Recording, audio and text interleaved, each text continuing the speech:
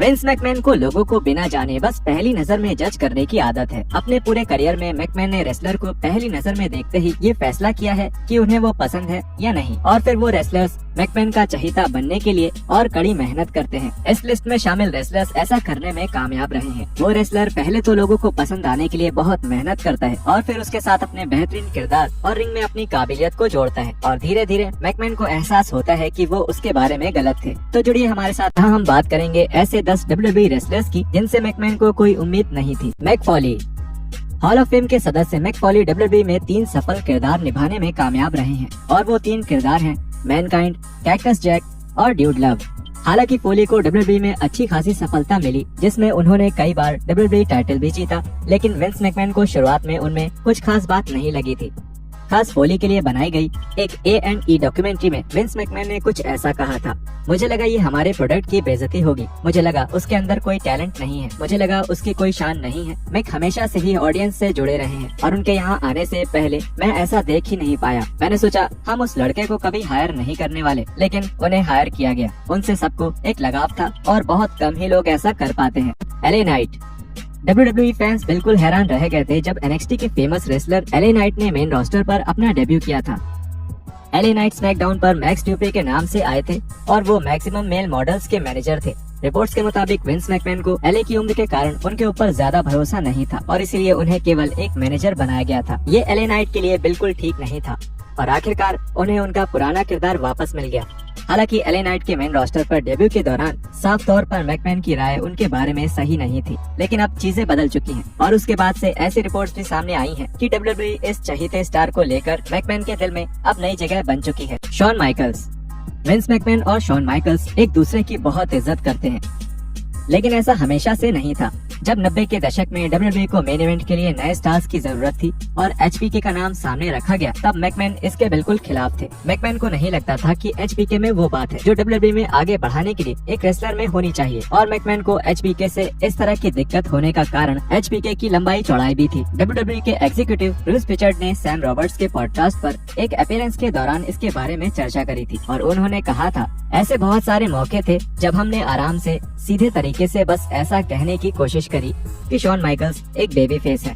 Wins ने जवाब दिया, वो आदमी मेरी कंपनी में कभी भी बेबी फेस नहीं बन सकता, और उन्होंने वो नहीं देखा। और फिर रेसलमेनिया 11 के बाद विंस अपनी गाड़ी में बैठे और कहा, हे भगवान, हमारे पास अपना एक बेबी फेस है, सिर्फ मुझे ही क्यों ये दिखता है। और पैट और मैं एक दूसरे को देख रहे थे और सोच रहे थे, हमें कहा गया था कि इस आइडिया के बारे में फिर कभी बात नहीं करनी है। ये बहुत अजीब है। और मैं, और खास करके पैट, हाँ, मेरे ख्याल से वही पहला इंसान था जिसने कहा था, मैं शॉन माइकल्स को एक WWF चैंपियन के तौर पर देख सकता हूँ। और क्या इस बात के लिए उनका दिमाग खाया गया? ओ हाँ, विंस को उस वक्त शॉन में कोई WWF चैंपियन नहीं दिख रहा था। Daniel Bryan. डैनियल ब्रायन में हर वो चीज थी जो विंस मैकमैन को एक WWE स्टार में पसंद नहीं थी। जब ब्रायन ने पहली बार WWE में शुरुआत करी थी, तब ये बिल्कुल साफ था कि मैकमैन को ब्रायन बिल्कुल समझ नहीं आते थे। और जब NXT पर क्रिस जेरिको के खिलाफ ब्रायन का पहला मैच हुआ था, तब भी मैकमैन को मैच में ब्रायन का काम ज्यादा पसंद नहीं आया था। जब मैच के बाद जेरिको बैक स्टेज गए थे, तब मैकमैन ने ब्रायन के वेगन होने की बात पर भी कुछ बातें बोली थी।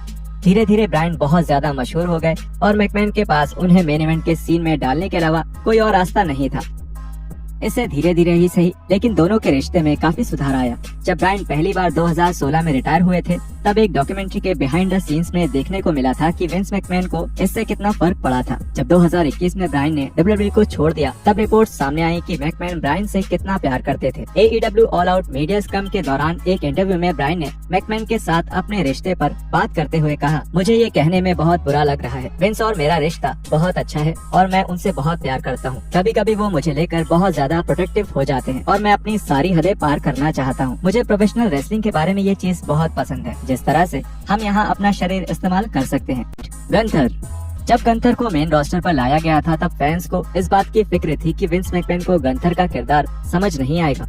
उनके रन की शुरुआत में तो ऐसा लगा जैसे मैकमैन उनके फैन हैं, लेकिन रेसलवोर्ड्स की रिपोर्ट्स के मुताबिक मैकमैन बैक स्टेज में गंथर के फैन नहीं थे और वो जल्द से जल्द गंथर के किरदार को खत्म करना चाहते थे। गंथर के लिए अच्छी बात ये रही कि ये लगभग उसी दौरान हुआ जब मैकमैन WWE के ऑफिस से छुट्टी लेने के बारे में सोच रहे थे, और इसके साथ ही ये दावा भी किया गया था कि मैकमैन की गंथर से नफरत करने वाली बात को केवल बढ़ा चढ़ाकर बताया जा रहा था। खैर जो भी हो, ये तो साफ था कि धीरे धीरे गंथर ने मैकमैन का विश्वास जीत लिया और कुछ महीनों बाद रिपोर्ट्स में आया कि मैकमैन गंथर के काम से बहुत प्रभावित है। और 2023 में गंथर की प्रेजेंटेशन से ये साबित होता है कि मैकमैन सच में अब उनके एक फैन बन चुके हैं।